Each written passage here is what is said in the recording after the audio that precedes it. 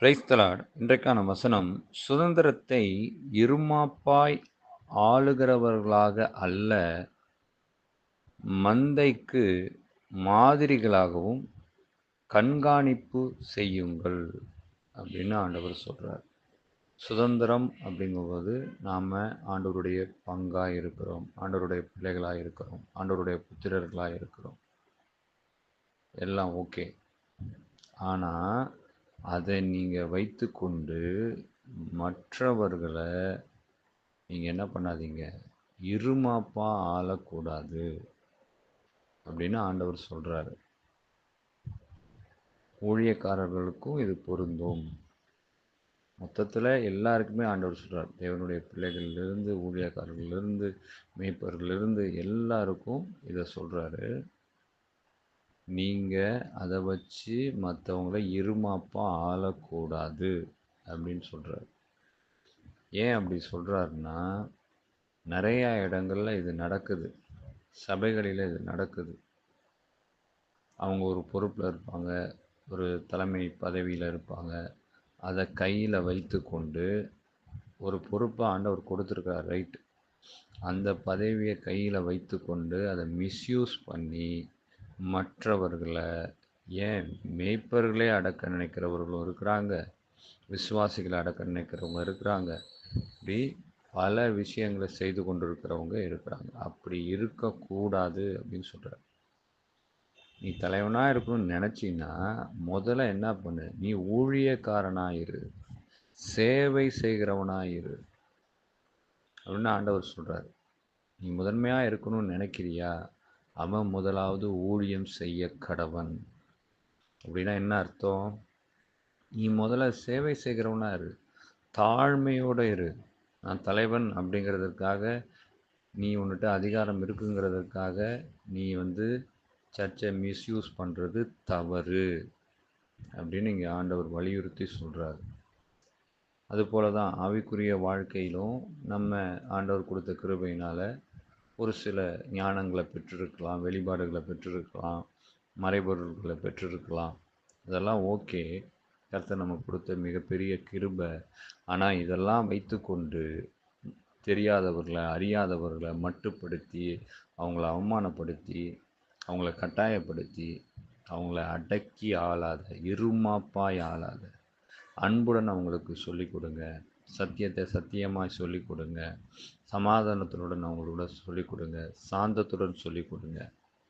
அதை விட்டுட்டு கட்டாயப்படுத்தி, அவங்கள வற்புறுத்தி, அவங்கள துன்பப்படுத்தி, நோகடித்து செய்யாதீங்க அப்படின்னு ஆண்டவர் வலியுறுத்துறார். ஏன்னா இப்படி ஒரு சிலர் இருக்கிறாங்க, அவங்களுக்கு கொஞ்சம் தெரிஞ்சாலே போதும், மற்றவங்களுக்கு எதுவும் தெரியாது, அதனால் அவங்களாம் ஒன்றுத்துக்கும் உதவாதவங்க அப்படிங்கிற ஒரு முடிவுக்கு அவங்கள அடக்க நினைக்கிறாங்க. இவங்களுக்கு செய்கிற கொஞ்சம் நெஞ்சங்களை தெரிஞ்சு வச்சுக்கிட்டு ஊழியக்காரர்களே நிறைய பேர் இது மாதிரி செஞ்சிட்ருக்காங்க. அவங்க செய்கிற சில காரியங்களை வைத்து கொண்டு மக்களை அதன் மூலியமாக வஞ்சித்து இருமாப்பா ஆளுகிறவர்கள் அநேகர் இருக்கிறாங்க. இப்படி இருக்கக்கூடாதுன்னு ஆண்டவர் திட்டவட்டமாக வலியுறுத்தி சொல்லுகிறார். அடுத்தபடியாக என்ன சொல்கிறார் அப்படின்னா, உன் இளமையை குறித்து ஒருவனும் உன்னை அசட்டை பண்ணாதபடிக்கு நீ வார்த்தையிலும் நடக்கையிலும் அன்பிலும் ஆவியிலும் விசுவாசத்திலும் கற்பிலும் விசுவாசிகளுக்கு மாதிரியாயிரு. நாம் ஒரு மாதிரியாக இருக்கணுமா, ரோல் மாடலாக நாம் இருக்கணும். அதாவது ஊழியக்காரர்கள், தேவனுடைய பிள்ளைகள், தேவனுடைய புத்திரர்கள், ஆவிக்குரியவர்கள் மற்றவர்களுக்கு மாதிரிகளாக இருக்கணும். அவங்க நம்மளை பார்த்து கற்றுக்கொள்கிற மாதிரி நம்முடைய வாழ்க்கை இருக்கணும். ஆனால் இப்போ அப்படி இருக்கான்னா அது ரொம்ப குறைவாக தான் இருக்குது. மற்றவர்கள் நம்மை பார்த்து கெட்டு சீரழிகிற விதமாக தான் சிலருடைய வாழ்க்கைகள் இருக்குது. பணத்துக்காக, பெருமைக்காக, புகழுக்காக, பேருக்காக, இப்படி அந்த நிலையை முன்னிலைப்படுத்தி அதை முன்னிலை கொண்டு மக்களை அதன் பின்பாக திருப்புறாங்க. மக்களை அதன் சார்பாக இழுக்கிறாங்க. இப்படி இழுத்து மக்களிடத்தில் தவறான உபதேசங்களை பரப்பி மக்களை குழப்புறாங்க. ஆனால் அப்படி இருக்கும். இன்னொன்று, கற்பிலும் பரிசுத்தம் மிக அவசியம். தேவ பிள்ளைகளுக்கு, ஊழியக்காரர்களுக்கு பரிசுத்தம் மிக அவசியம். ஒவ்வொன்றிலையும் அவங்க நடக்க, அவங்க வார்த்தை, எல்லாவற்றிலும் மாதிரியா இருக்கணுமா. யாருக்கு மாதிரியா? விசுவாசிகளுக்கு மாதிரியா. தேவனுடைய பிள்ளைகள் ஜென்ரலாக பார்த்தா புறஜாதியாருக்கும் மாதிரியா இருக்கணும். அதே நேரத்தில் சபையில் உள்ள விசுவாசிகளுக்கும் மாதிரியாக இருக்கணும். அது மேய்ப்பர்களும் அப்படி இருக்கணும், ஊழியக்காரர்களும் அப்படி இருக்கணும், சுவிசேஷகர்களும் அப்படி இருக்கணும், தேவ பிள்ளைகளும் அப்படி இருக்கணும், எல்லாரும் அப்படி இருக்கணும், மாதிரிகளாக இருக்கணும்.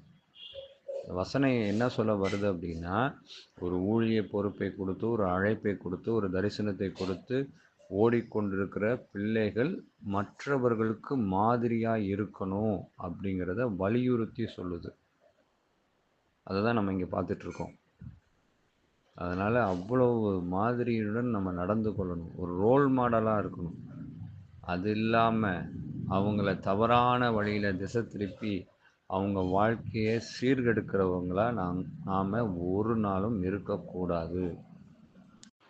இந்த மாதிரி ஊழியத்தை துக்கத்தோடு செய்கிறதுல ஒரு பிரயோஜனமும் இல்லை. அப்படி செய்யவும் கூடாது. சந்தோஷத்துடன் செய்யணும், அர்ப்பணிப்புடன் செய்யணும், கண்காணிப்புடன் செய்யணும், விழிப்புடன் செய்யணும். கண்காணிப்பு எப்பொழுதும் அவசியம். மேய்ப்பர்களுக்கும் சரி, ஊழியக்காரர்களுக்கும் சரி, எல்லார்களுக்கும், எல்லா விதமான நிலையில் ஊழியம் செய்துட்ருக்க ஒவ்வொருவருக்கும் கண்காணிப்பு மிக மிக அவசியம். நீங்கள் நடத்துகிற பிள்ளைகள் சரியான பாதையில் போய் கொண்டிருக்கிறாங்களா? எப்படி பெற்றோர்கள் பிள்ளைகளை கண்காணிக்கணுமோ அதுபோல் நீங்கள் கண்காணிக்கணும். நம்ம மந்தையில் ஆடு சிதறி போகுதா, இல்லை சரியான பாதையில் கடந்து வந்து கொண்டு இருக்கிறதா அப்படிங்கிறத கண்காணிப்புடன் பொறுப்புடன் நடந்து கொள்ளணும். ஏதோ நாம் ஊழியம் செய்தோம், ஏதோ ஆண்டவர் செய்ய சொன்னார் செய்தோம், அப்படி செய்யக்கூடாது. ஒரு அர்ப்பணிப்போட, ஒரு கண்காணிப்போட, ஒரு பொறுப்புட அந்த மாதிரி நாம் இந்த ஊழியத்தை செய்யணும் அப்படின்னு ஆண்டவர் நமக்கு கற்றுக் கொடுக்கிறார். இந்த வசனத்தின் மூலமாக ஆண்டவர் நமக்கு சொல்கிறது, உங்களுக்கு ஊழிய அழைப்பு கொடுத்துருக்குறேன், பிள்ளை என்ற அழைப்பு கொடுத்துருக்குறேன், புத்திரர் என்ற அழைப்பு கொடுத்துருக்குறேன், எல்லாம் தந்திருக்கிறேன், மேய்ப்பர் என்ற அழைப்பு கொடுத்துருக்குறேன். ஆனால் அதை சரியானபடி நீங்கள் உபயோகப்படுத்தணும். அதை மிஸ்யூஸ் பண்ணக்கூடாது. தாழ்மையாக இருக்கணும். அதே நேரத்தில் விழிப்புடனும் கண்காணிப்புடனும் ஊழியம் செய்யணும்னு சொல்கிறாரு. இதை கேட்கிற, இதன் மாதிரி ஊழியங்களை செய்து கொண்டிருக்கிற ஒவ்வொரு பிள்ளைகளுக்கும் இந்த வசனம் மிக ஏற்புடையதாக இருக்கும். காதுள்ளவர்கள் கேட்க கடவர்கள். ஆமென்.